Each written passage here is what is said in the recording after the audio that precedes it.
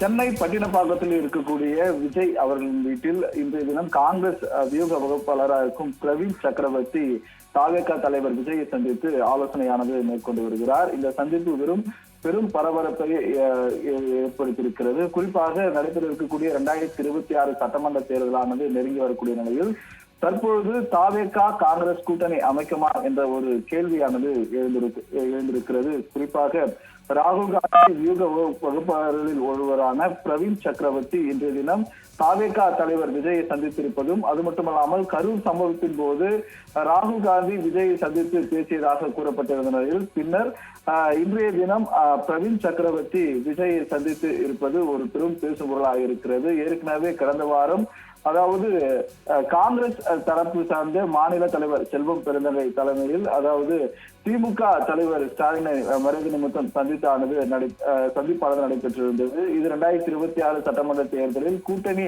அமைப்பதற்கு முன்பதாக மறைவு நிமித்தம் சந்திப்பதாகவும் தெரிவித்திருந்தனர். இது மட்டுமல்லாமல் 2026 சட்டமன்ற தேர்தலில் கூடுதல் சீட்டுகளானது கேட்கப்படுவதாகவும் காங்கிரஸ் தரப்பு தெரிவிக்கப்பட்டிருந்தது. இது மட்டுமல்லாமல் ஒருபுறம் காங்கிரஸ் மூத்த தலைவர்கள் நடைபெற இருக்கக்கூடிய 2026 சட்டமன்ற தேர்தலின் போது காங்கிரசுக்கு அதிக சீட்டுகளை அதாவது வலியுறுத்தப்படுவதாகவும், அது மட்டுமல்லாமல் ஆட்சியிலும் அதிகாரத்தில் பங்கு கேட்க உள்ளதாகவும் ஒரு குரல் எழுந்திருக்க தற்போது ஏற்கனவே தாவேகா தலைவர் விஜய் அவர்கள் அறிவித்திருக்கிறார். தன்னோடு கூட்டணி வைக்கக்கூடியவர்களுக்கு ஆட்சியிலும் அதிகாரத்திலும் பங்கு என்ற அவர் தெரிவித்திருக்கக்கூடிய நிலையில் இன்றைய தினம் ராகுல் காந்தியின் வியூக வகுப்பாளர்கள்